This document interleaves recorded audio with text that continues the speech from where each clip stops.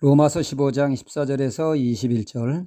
어느 분 이야기가 자신이 그 초등학교 다닐 때 월요일이면 전교생이 운동장에 모여 교장 선생님의 훈시를 듣게 되었다고 합니다. 그런데 교장 선생님의 훈시 내용이 늘 똑같았다고 합니다. 그러니까 매주 같은 내용의 훈시를 반복 또 반복하신 것입니다. 하도 같은 내용을 듣다 보니 아이들은 그 다음 말이 무엇인가를 훤히 알고 있습니다. 아이들이 모이면 교장 선생님의 훈시를 흉내내는 것이 또 하나의 오락거리였다고 합니다.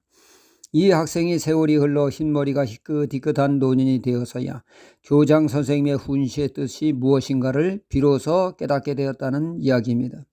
교육의 효과를 극대화하기 위하여 반복 교육은 필수입니다. 신앙생활에도 반복은 매우 중요한 요소입니다. 사도 바울이 로마 교회에 로마서를 보내는 데 있어 15절에 내가 너희로 다시 생각나게 하려고 한다고 말씀합니다. 이는 이미 로마 교인들이 듣고 아는 복음을 다시 한번 반복하여 상기시킨다는 말씀입니다. 그러니까 듣도 보도 못한 특별한 말씀이 아니고 새로운 말씀이 아니고 기존에 이미 알고 있는 복음을 좀 더 체계적 있게 말씀을 전해 복음에 기초한 신앙이 되게 한다는 말씀입니다. 복음은 새로울 게 없습니다. 늘 한결같습니다.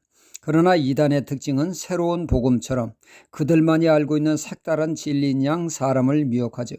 이것이 바로 변질된 복음입니다. 복음은 시대가 달라지고 세월이 흘러도 언제나 복음은 한결같습니다. 변할 수가 없습니다. 복음 자체가 구원을 이루는데 완벽하기 때문입니다. 더 이상 추구할 것이 없습니다. 복음은 완벽한데 문제는 우리에게 있습니다. 사람은 반복하여 강조하지 않으면 자꾸 잊어버리게 됩니다. 까먹게 됩니다. 그러다 보니 복음에 기초한 신앙이 아니라 어느덧 변질된 모습으로 나아갈 수 있습니다. 다시금 신앙의 기초를 든든히 하고 복음적인 신앙이 되는 데 있어 복음은 계속 강조되어야 하며 반복적으로 전해져야 합니다.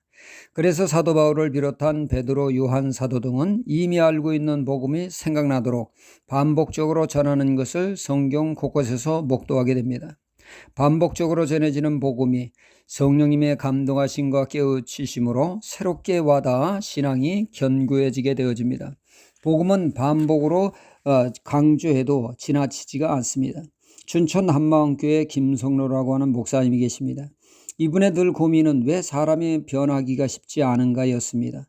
김 목사님은 이 답을 찾기 위해서 성경 읽고 또 읽었습니다.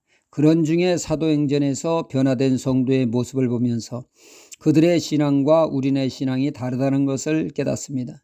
흔히 교회에서 십자가의 강조점이 있고 부활은 쓱 지나가는 것이 일반적인 모습인데 사도행전의 교회는 십자가는 쓱 지나가고 부활에 강조되어 있다는 것입니다.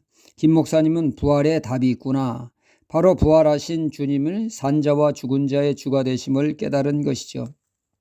이는 이미 우리가 다 알고 있는 사실을 다시금 새롭게 깨달은 것뿐입니다. 예수님은 우리의 구원자여 우리의 주가 되심을, 주인 되심을 모르는 사람은 없습니다.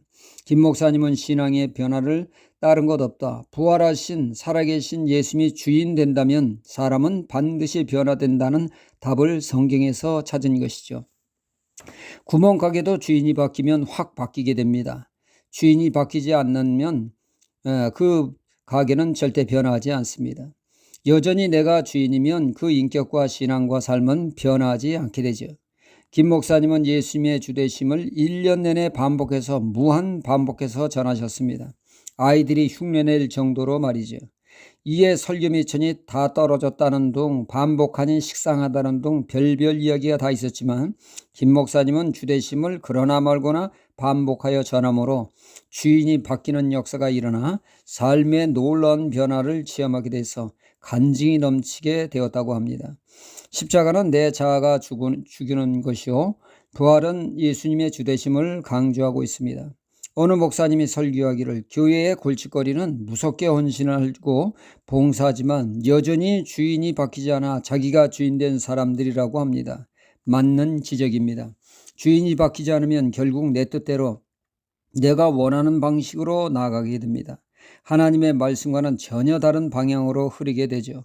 우리는 반복적인 복음을 들으므로 복음의 참뜻을 깨달아 죽어야 할 때 자아를 죽이는 십자가의 복음을 붙들고 부활하신 예수 그리스도를 주인으로 모셔 그분의 뜻에 순종하는 복음적인 신앙이 되어야겠습니다. 할렐루야.